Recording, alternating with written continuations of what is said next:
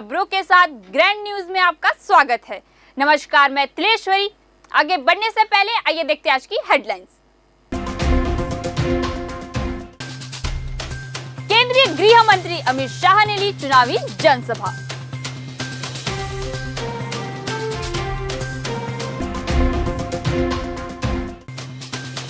अंततः हुए जतिन जायसवाल कांग्रेस के जगदलपुर उम्मीदवार।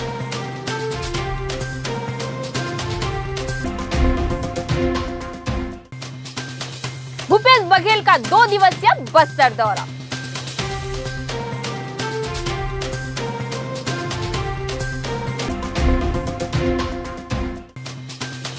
कांग्रेस से बगावत कर टीवी रवि ने भरा अपना नामांकन पत्र।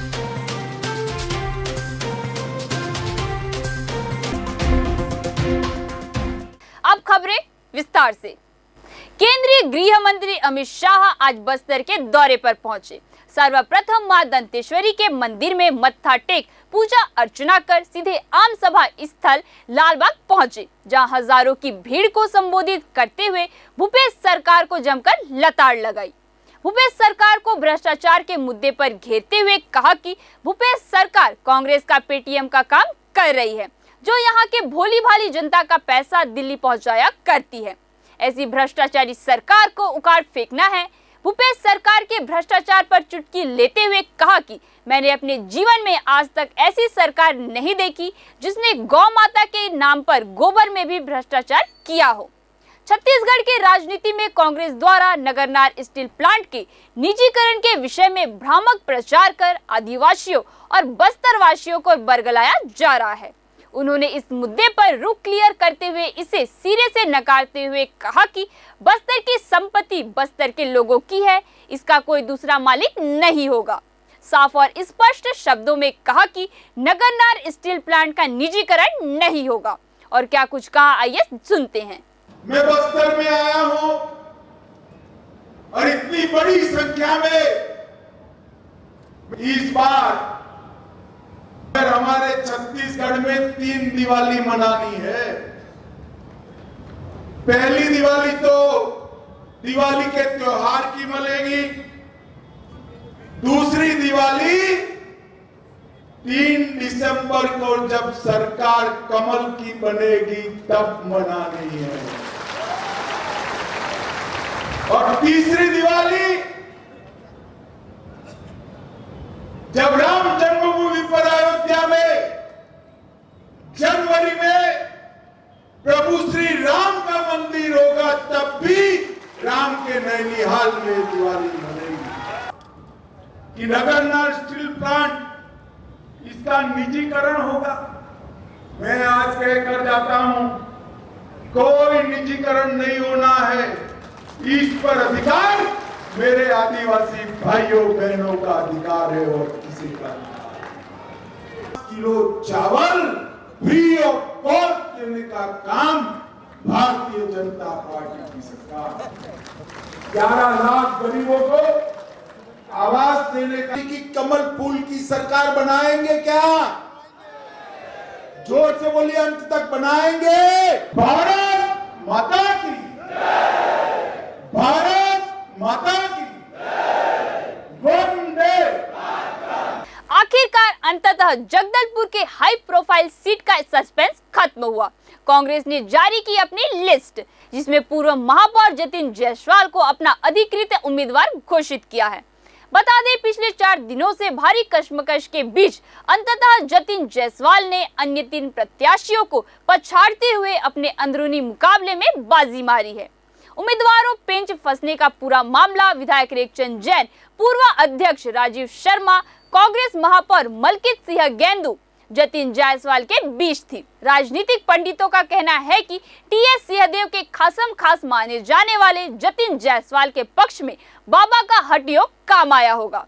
वर्तमान विधायक रेखचंद जैन का टिकट काटने की वजह कांग्रेस आलाकमान ही दे सकती है, परंतु आम जनता की राय में विधायक का कार्यकाल कामकाज ठीक ठाक ही रहा और ऐसा कोई कारण नजर नहीं आता कि उनकी टिकट कटनी चाहिए थी। बहरहाल, हालांकि अब अधिकृत प्रत्याशी घोषणा के पश्चात असली मुकाबला पूर्व महापौर किरण देव से है। दोनों ने ही नगर निगम में मेयर का पद संभाला था। दोनों की स्वच्छ छवि है, परंतु अब देखना होगा कि भीतरघात अंदरूनी कलह से दोनों किस प्रकार निपटते हैं।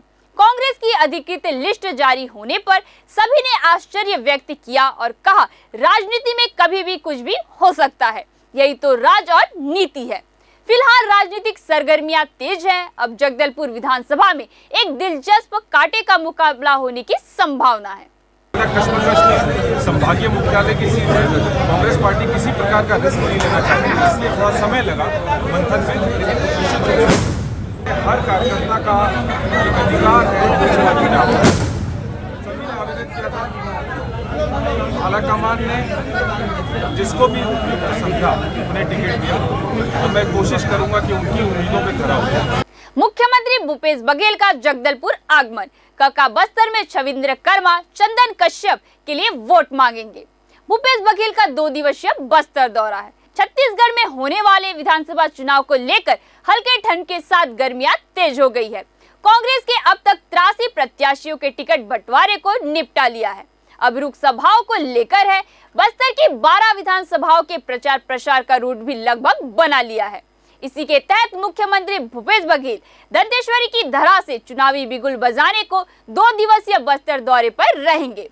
विधानसभा चुनाव की तारीख जैसे जैसे नजदीक आ रही है, वैसे वैसे विभिन्न पार्टियां अपने अपने उम्मीदवारों के समर्थन में प्रचार प्रसार तेज कर दी है। अब धीरे धीरे चुनावी रंग चढ़ रहा है। बागियों ने इस बार सबक सिखाने की ठान ली है। कांग्रेस से बगावत करके टीवी रवि ने आज अपना नामांकन पत्र भर दिया है। इससे ये साफ जाहिर हो गया है कि वे किसी भी कीमत पर चुनाव लड़ेंगे। टीवी रवि को कम आंकना कांग्रेस के लिए भारी साबित हो सकता है। आज टीवी रवि ने अपने भारी समर्थकों के साथ जिला कार्यालय पहुंचकर नामांकन दाखिल किया। कोर्ट परिसर में जमा भीड़ से उनकी ताकत का अंदाजा लगाया जा सकता है। टीवी रवि कांग्रेस से पिछली बार भी टिकट मांग चुके थे, लेकिन उन्हें टिकट नहीं दिया गया था। राजनीति के जानकार मानते हैं कि पिछली बार की तरह इस बार कांग्रेस के लिए चुनाव जीतना आसान नहीं होगा, क्योंकि कुछ कांग्रेसी समर्थक टीवी रवि के साथ है और आम आदमी पार्टी भी जोर शोर से चुनाव लड़ रही है।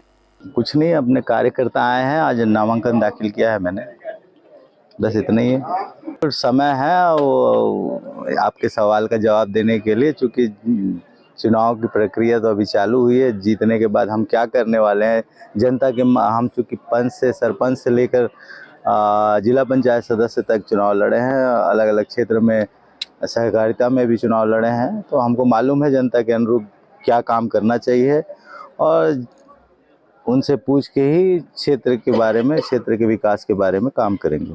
बढ़िया है, एक नंबर। सब आप तो देख ही रहे हैं, हुजूम लग रहा है सब। निर्दलीय लड़ने का फैसला किया। अब जनता, कार्यकर्ता और जनता जो चाहेगी उसके हिसाब से काम होगा। नामांकन दाखिल करने तक का चूंकि अंतिम समय पहुंच रहा है, कार्यकर्ता ये चाहते थे कि नामांकन दाखिल किया जाए, तो उनके आदेश के अनुसार मैंने नामांकन दाखिल किया है। कमिश्नर श्याम धावड़े और आईजी सुंदरराज पी ने उड़ीसा राज्य से लगे सीमा चेक पोस्ट का औचक निरीक्षण किया। कमिश्नर और आईजी ने छत्तीसगढ़ की सीमावर्ती गांव चेक पोस्ट में तैनात सैनिक दल और पुलिस दल का जायजा लिया। उन्होंने तैनात दलों को सभी व्यक्तियों, वाहनों और वस्तुओं की जांच कर और पंजी में उनका पूरा विवरण दर्ज करने के निर्देश दिए। साथ ही कर्मचारियों को सजगता से कार्य करने, संपादित करने पर जोर दिया। दोनों अधिकारियों ने चेक पोस्ट में 24 घंटे निगरानी हेतु लगे सीसीटीवी की स्थिति का भी अवलोकन किया। इस दौरान उन्होंने ग्रामीणों से चर्चा कर प्रशासनिक और सुरक्षा व्यवस्था के संबंध में जानकारी ली। भारत निर्वाचन आयोग द्वारा विधानसभा सामान्य निर्वाचन 2023 हेतु जिला बस्तर के अंतर्गत आने वाले विधानसभा क्षेत्र के लिए सामान्य व व्यय निर्वाचन प्रेक्षक की नियुक्ति की गई है, जिसमें विधानसभा क्षेत्र क्रमांक 85 बस्तर के लिए आर.एस. ठाकरे, विधानसभा क्षेत्र क्रमांक 86 जगदलपुर के लिए सुब्रत गुप्ता, विधानसभा क्षेत्र क्रमांक 87 चित्रकूट के लिए सुदेश कुमार मोक्टा, वह प्रेक्षक प्रवीण रंजक और सुरक्षा व्यवस्था प्रेक्षक क्ले खोंगसाई को दायित्व दिया गया है। निर्वाचन हेतु पहुंचे प्रेक्षकों का सर्किट हाउस में कलेक्टर एवं जिला निर्वाचन अधिकारी विजय दयाराम के, वरिष्ठ पुलिस अधीक्षक जितेंद्र सिंह मीणा ने पुष्पगुच्छ भेंट कर स्वागत किया। इस अवसर पर उप जिला निर्वाचन अधिकारी हितेश बघेल भी उपस्थित थे। जगदलपुर के भंगाराम चौक के पास स्थित शिव मंदिर में महिला समिति के द्वारा शारदीय नवरात्रि के अवसर पर 9 दिनों तक हर्षोल्लास के साथ हर पर्व को मनाया जा रहा है, जिसमें बच्चों का फैंसी ड्रेस प्रतियोगिता हो रहा है और साथ ही साथ दीपोत्सव का कार्यक्रम हो रहा है। उसके पश्चात सप्तमी तिथि को कन्याओं को भोज ग्रहण कराया जाएगा और इसके साथ ही माताओं के 9 रूपों का प्रदर्शन भी किया जा रहा है। इन सभी कार्यक्रम में मुख्य रूप से दमयंती देवांगन ने जानकारी देते हुए बताया कि नवरात्रि के इस कार्यक्रम को सफल बनाने में मुख्य रूप से प्रमिला तिवारी, मीना गुप्ता, हेमा रजक, माधुरी मरकाम, मथुरा भाई, गोदावरी ठाकुर, गीतांजलि समसेठ महिलाओं का योगदान भरपूर रहता है।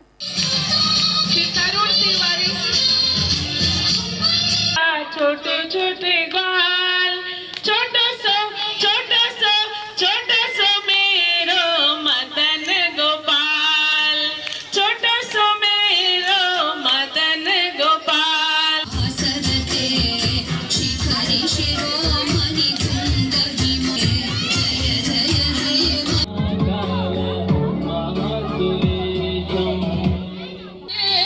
बस मांगेरा गाये